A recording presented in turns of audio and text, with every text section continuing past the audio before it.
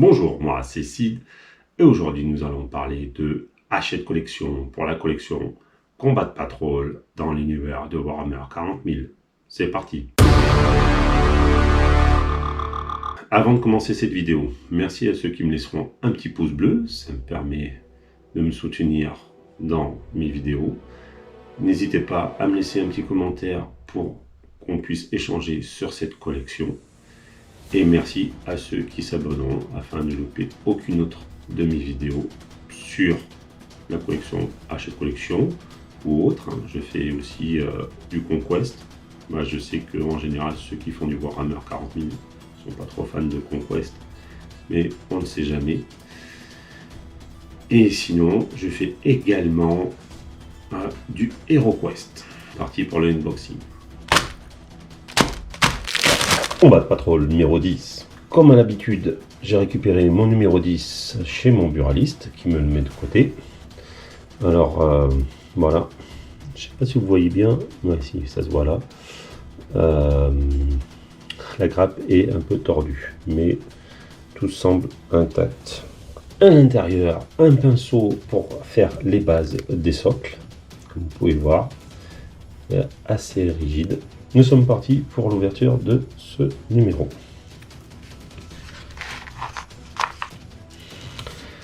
Donc comme d'habitude, le sommaire, la notice d'assemblage. Rien de bien compliqué, hein, c'est du easy to build. Alors, ils vous font mettre la tête de suite. Vu comme j'ai galéré pour le Terminator, je vous conseille de mettre la tête après. Mais bon, si vous voulez mettre la tête de suite, libre à vous. Ils vous font appliquer les peintures que vous avez, donc le bleu, le doré et le noir. Toujours la chaux-couche au pinceau, ça me fait bien marrer. Voilà. Ils vous font toutes les étapes que vous pouvez faire, donc votre figurine doit ressembler à cela une fois appliqué les 4 peintures que vous avez en votre possession. Ici du lore, c'est sur le culte, voilà. Ici d'autres Space Marine, alors eux vous les avez pas dedans. Voilà. Alors vous avez le Dreadnought Ballistus, donc vous aurez normalement, s'il ne dit pas de bêtises, dans l'abonnement premium, si vous avez pris l'abonnement premium, et sinon ça, lui et lui, vous ne les avez pas à l'intérieur. Ici, comme d'habitude, il vous présente de choisir le nom de votre archiviste, la fiche technique de votre archiviste, et ici la mise en situation de l'archiviste. Alors c'est quoi? C'est pour tirer. Bon, c'est tir rapide. C'est le tir rapide. Donc les règles de la tir rapide. Il vous explique tout ça. Voilà. Et après le petit scénario pour la mise en situation afin que vous compreniez le mécanisme du tir rapide. Donc plutôt bien, hein, comme je le dis à chaque fois, les petites mises en situation des scénarios sont très bien. Ici il y a pas mal de scénarios et de règles, donc ça c'est pas mal hein, quand même.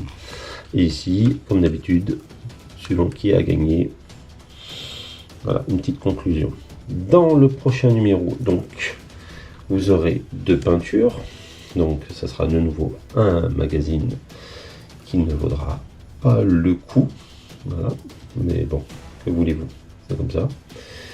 Et dans les seconds, après 2 magazines pour avoir des Terminators. Alors, petit conseil, ceux-là vont partir très vite. Quand je vois que la Battle Force de ce matin, là, parce qu'on est samedi au moment où je tourne, elle est partie en 2 minutes, ces Terminators-là vont être très durs à trouver en kiosque. Voilà, donc préparez-vous si vous les voulez, absolument. En sachant que normalement, ceux-là sont du easy to build. Donc après, il y a moyen de faire des conversions, mais ce sera plus compliqué. Et voilà, c'est tout pour cet unboxing de ce magazine. Nous allons passer à la conclusion. Après un numéro 9 plutôt décevant, celui-là, nous pouvons dire qu'il est rentable. En effet, dedans, vous avez un archiviste plus un pinceau de modélisme pour vos socles. Donc oui, il est rentable. Profitez-en car le prochain numéro ne le sera pas, sera de nouveau un magazine de peinture et je ne pense pas qu'au niveau du lore, il soit fourni malheureusement comme le précédent magazine. Pour revenir au numéro 10, à l'intérieur, vous trouverez comme d'habitude le montage, l'application des peintures, de l'historique de votre personnage, un peu de lore. Vous trouverez aussi des règles, ce qui est plutôt bien, ça permet toujours, comme d'habitude, il vous donne une règle et la mise en situation derrière par un petit scénario, donc c'est bien, ça, franchement j'aime bien. Il n'y a pas grand chose d'autre de plus à rajouter, je vous dis à bientôt